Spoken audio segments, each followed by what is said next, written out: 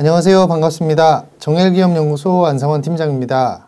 오늘은 2024년 대표님들께서 가장 주목하셔야 될 고용지원금, 근데 또 가장 잘 놓치고 계시는 고용지원금, 유연근무제에 대해서 알아보도록 하겠습니다.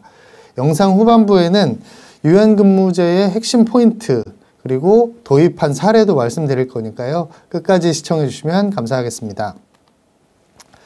우선 유연근무제가 뭔지를 아실 필요가 있으세요.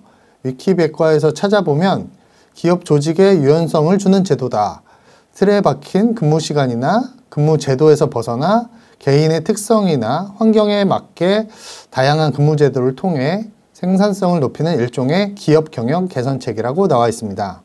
결국 직원들에게 유연성을 줌으로 인해서 생산성을 높이는 데 주 목적이 있습니다. 오늘 내용을 알고 나시면 우리 사업장에서 이미 시행을 하고 있는지 또는 앞으로 이 제도를 도입할 수 있는지를 아실 수가 있으실 것 같습니다. 실제로 우리 중소기업들이 사업장에서 유연근무제를 시행하고 있는 경우가 상당히 많으시고요. 그리고 점점 더 많아지고 있는 추세입니다. 많은 대표님들께서 만나보면 그러세요. 직원들이 요청을 하면 유연하게 그리고 자유롭게 해주고 계시다고요. 근데 이렇게 그때그때마다 그냥 요청대로 하게 해주시는 건 제도라고 할 수는 없습니다. 그래서 어느 정도의 관리가 되는 선 안에서 유연성을 주어야 생산성 관리도 되기 때문인데요. 어떤 식으로 제도를 도입해야 생산성도 관리도 되고 지원금 혜택도 보실 수 있는지 지금부터 말씀드리도록 하겠습니다. 유연근무제에는 이렇게 4가지 유형이 있습니다. 선택근무제, 재택근무제, 원격근무제, 시차 출퇴근제가 있는데요. 비슷하지만 조금씩 다릅니다. 그래서 하나씩 간략하게 안내해 드려 볼게요. 선택근무제는 주 40시간 범위 내에서 근무 시간이나 출퇴근 시간을 자율적으로 조정하는 그런 것을 말합니다. 물론 주 단위로 미리 일정을 제출을 하셔야 되고요. 한 달에 최소한 6시간 이상 근로자가 자율적으로 조정할 수 있게 해주셔야 됩니다. 한 주에 한두 시간 정도라고 보시면 되겠네요. 예를 들면 나는 수요일에 아이를 조금 일찍 픽업해야 해서 1시간 좀 일찍 퇴근하고 상대적으로 좀 여유로운 목요일에 1시간 더 하고 퇴근하겠습니다. 이런 거예요. 어렵지 않죠? 이 정도만 허락해 주셔도 근로자의 만족도, 생산성 모두 상승한다는 연구 결과가 그리고 사례들이 많이 나와 있습니다.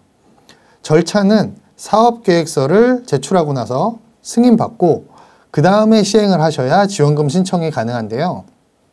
지원금은 기본적으로 1인당 1년에 360만 원이고요.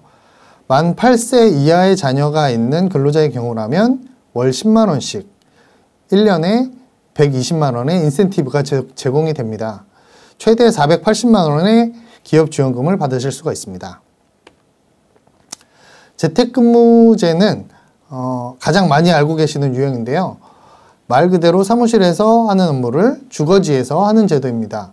코로나 때 많이들 하셨어요. 재택근무를 도입했다가 근로자 만족도나 생산성 면에서 반응이 좋아서 계속 활용하고 있는 기업들이 아주 많습니다.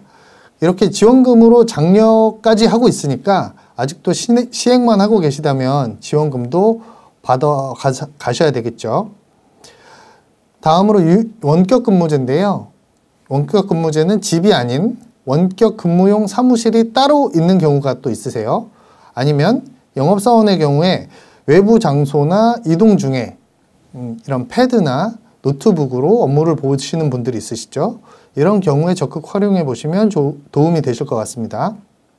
지원금은 시행한 일수에 따라서 좀 차등 지급을 하고 있습니다. 한 달에 6일에서 11일을 활용을 하면 1인당 15만 원이고요. 12일 이상 활용하면 30만 원. 그래서 1년에 180만 원에서 360만 원까지 지원을 합니다. 만 8세 이하의 자녀가 있는 육아기 근로자는 역시 월 10만 원의 인센티브가 있습니다. 적용이 돼서 최대 480만 원의 지원금을 지원을 하고 있습니다. 마지막으로 시차 출퇴근제인데요. 요거는 제목처럼 출퇴근 시간에 시차를 두는 것을 허용해주는 제도입니다. 활용 전 출퇴근 시간보다 30분 이상 앞뒤로 시차를 주시면 되겠고요. 활용하는 일수에 따라서 한 주에도 2가지 출퇴근 조를 편성할 수도 있습니다. 시행한 일수에 따라서 차등 지원하는 건 비슷한데요. 상대적으로 지원 금액이 좀 더 작습니다.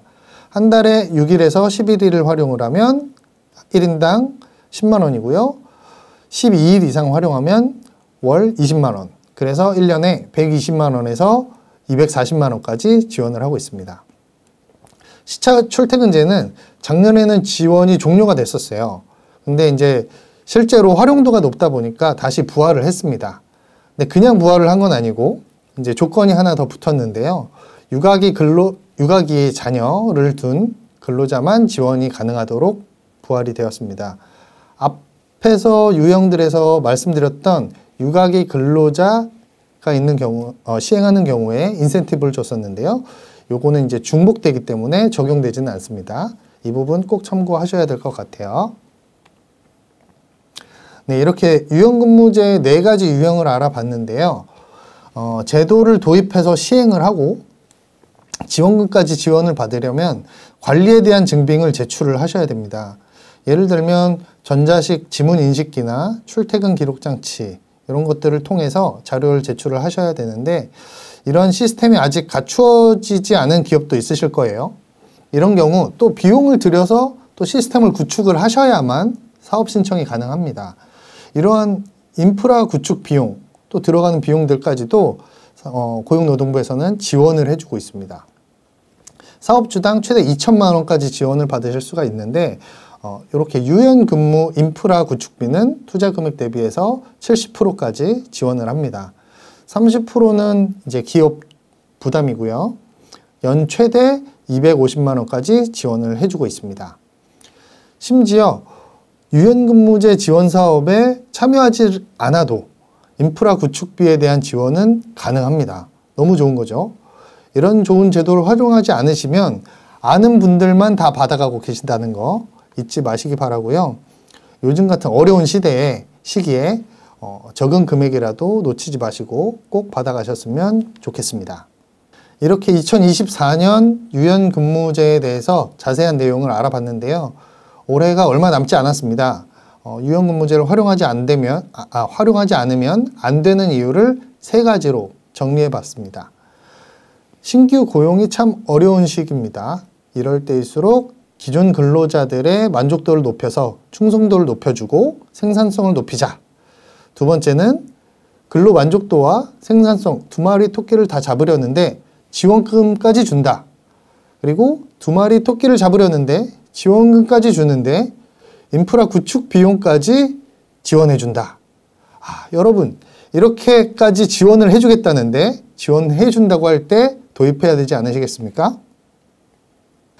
네, 그렇게 지원해줄 때 신청해서 지원받고 있는 기업의 사례를 하나 공유하도록 하겠습니다. 올해 초에 만나게 된 대표님이신데요.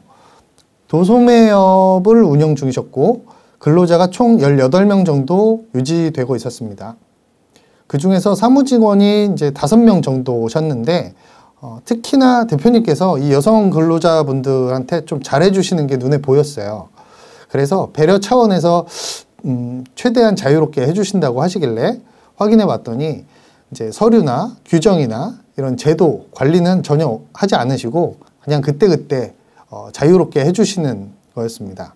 그래서 바우처를 통해서 무료로 제도 정비를 받게끔 도와드렸고요.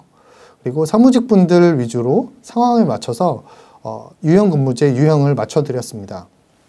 미혼 근로자분들은 3명이셨는데 선택근무제를 통해서 좀 퇴근 시간을 좀 더 자유롭게 활용하실 수 있도록 도와드렸고 어린 자녀가 있으신 분은 시차 출퇴근제로 일정에 맞게 출퇴근하는 시간을 좀 맞춰드렸고요. 그리고 초등학생 자녀가 있는 큰언니는 재택근무를 할 수 있게끔 도와드렸습니다. 보안 시스템만 있었지 근태관리 시스템도 전혀 없는 상황이셨기 때문에 근태관리 프로그램도 지원받아서 사용할 수 있게끔 도와드렸습니다. 총 계산을 해보니까요. 연간 약 2천만 원 정도 지원을 받으실 수 있게끔 도와드렸습니다. 그리고 지금까지 계속 수령 중에 있고요. 아주 큰 금액은 아니었지만 5명의 제도 도입을 통해서 거의 1명분 인건비에 가까운 지원을 받으셨습니다. 예. 이 정도면 인건비 비용 절감에 아주 효과적이었다고 저는 생각하고 있습니다. 오늘 유연근무제에 대해서 좀 더 자세히 알아보고 안내 드려봤습니다. 아마 이렇게까지 사례까지 안내 드린 영상은 처음인 것 같은데요. 내용이 도움이 되셨다면 구독과 좋아요 눌러주시고요. 좀 더 알아보고 싶으시거나 궁금하신 점은 위에 번호로 연락 주시면 자세히 상담 드리도록 하겠습니다. 다음 영상에서 좀 더 도움되는 정부 지원 사업으로 만나 뵙겠습니다. 감사합니다.